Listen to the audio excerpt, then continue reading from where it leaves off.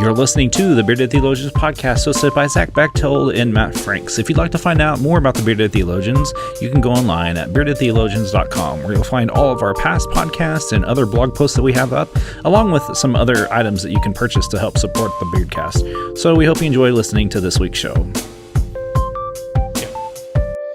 You're listening to the Bearded Theologians podcast, hosted by Matt Franks and Zach Bechtold. So this week on the podcast, we're actually back at doing the lectionary thing again. It's been a while. We've had some great guests, and I would encourage you to go back and look at those great guests. It's kind of nice to get back actually into Scripture again. And so, Zach, as we look at, we're going to look at Genesis 15 this week. And so what comes to mind as you look at Genesis 15? Well, Genesis 15 is all about God's covenant with Abram. And it starts out very, very clearly. It says, after these things, the word of the Lord came to Abram in a vision. Do not be afraid, Abram. I'm your shield. Your reward shall be very great. And I think that's something very relevant for all of us, no matter where we are today and who we are and what we're doing. That reassurance of do not be afraid. I think we need to hear that more often than we do, because there's a lot in this world that and in our lives that will bring us down, that's very scary, that causes us not to act upon something or go and do something that we feel we should.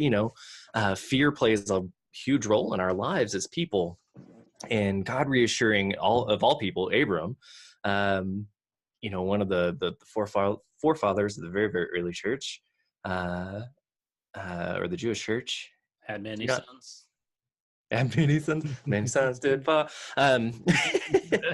He's not Abraham yet. He's Abram still. I am one of them. Way to derail a podcast, Matt.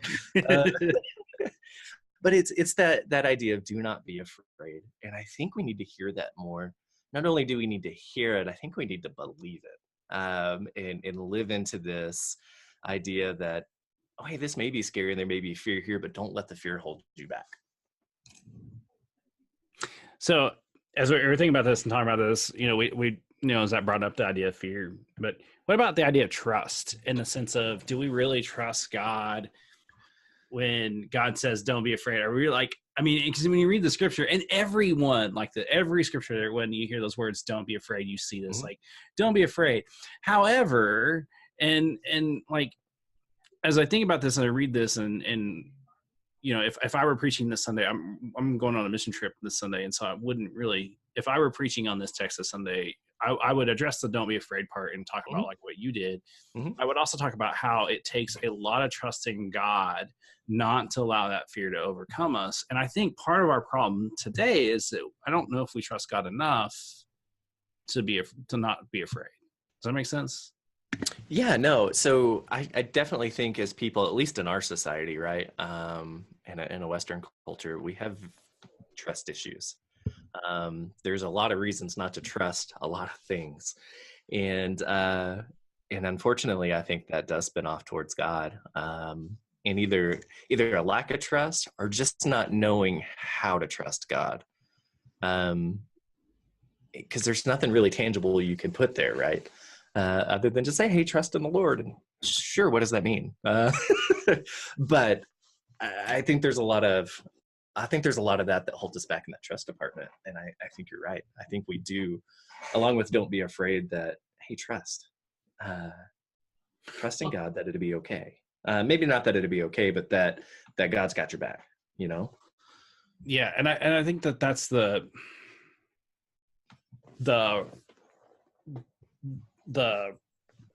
difficult part, is that right. It's easy to say don't be afraid, and it's easy to say, oh, I'm not going to be afraid, and then when it hits the fan, and when what hits the fan? When it hits the fan. I said when it hits the fan. I just wanted you to say it.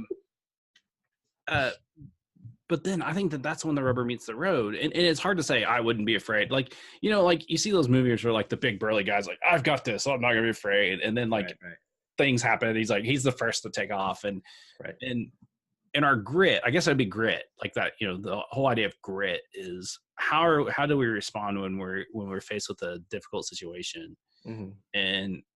and man, that really puts us in a whole that really kind of shapes and changes things a little bit. Mm-hmm. Because then I think that's where that distrust comes into play. We start to question: do we have what it takes to meet the challenge? Mm. And we hear Abram's call here when God says, "Don't be afraid, Abram. I am your protector. Your reward will be very great." Mm-hmm. Like, and then like the very next sentence is, that whole idea of like, okay, so here's what it's going to be. Mm-hmm. You don't have any children, but I'm going to take care of you. You're going to have a house. You're going to have what you need. Right. And I think far too often we're stuck in that. Like we want to know that next part. And sometimes we don't know. We can look at all the options, Mm-hmm. and maybe even looking at all the options will help us not be afraid. And maybe when it happens, we know like, well, yeah, I saw that coming, or yeah, I thought about that, or I thought about the 9 different ways that this mission trip could go sideways. Mm-hmm. And being able to address those as they come versus like, when it does happen and things change and like, oh my gosh, it's the end of the world. We weren't ready for this. It's that kind of that Boy Scout mentality of always being prepared. Mm-hmm. I think that can help with our lack of trust issues, is that you have exactly what you need to be able to make it through. Mm-hmm. And it may be rough. Right. However, if we really trust in God, if we say, all right, God, I'm giving this to you, here it is. Like, Mm-hmm. could you imagine what our worlds and what we would, how ourselves would be in response to that? Right. Well, and fortunately, maybe unfortunately, this trust issue doesn't end with Abram, because we still have it. But you look at almost every person, every biblical hero, right, that we look towards, they all essentially had the same conversation with God, right? God says, hey, I'm going to do this through you. And the person's going, how?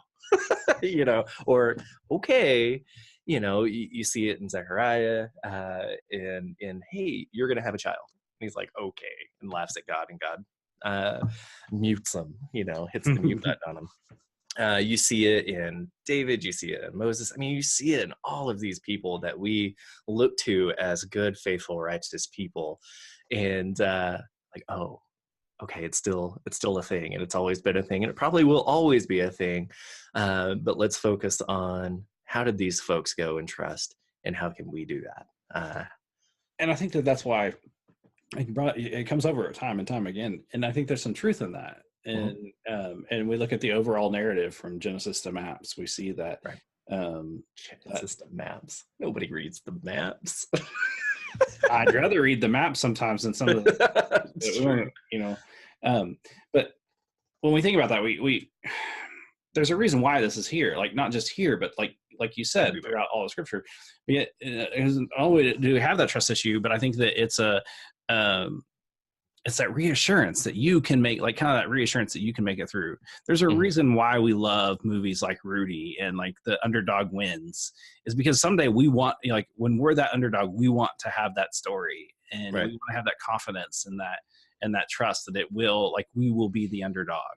And I think as we think about that today, and as you're getting ready for your worship on Sunday, or however, whatever you're using this for, I think a good question to reflect on is not ask yourself like that, how much do you trust God, but how much have you prepared yourself to trust God?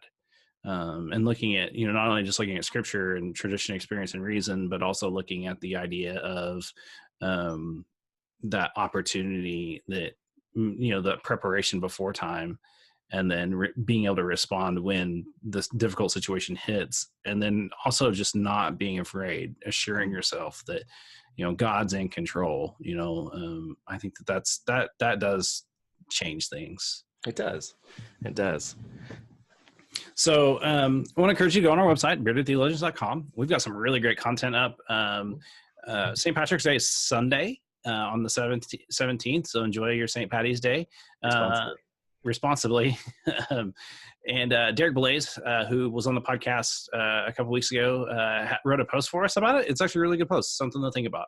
And then we have so many other good things up on the podcast stream that it's just like, go and listen. Like, this year has been podcast gold thus far. And so like, there is not a bad episode. Other than the first year, there's not been a bad episode, but we encourage you to go back and listen. We've got some good stuff up on the podcast. And so for the Bearded Theologians, I'm Matt Franks. I'm Zach Bechtold. Thanks for checking us out. We hope you've enjoyed the conversations that we've had today on the Bearded Theologians Beardcast, and we'd encourage you to continue those conversations online at beardedtheologians.com or on our Facebook page. We also hope that you pick up a couple of coffee mugs to satisfy your coffee mug collection. Have a good day.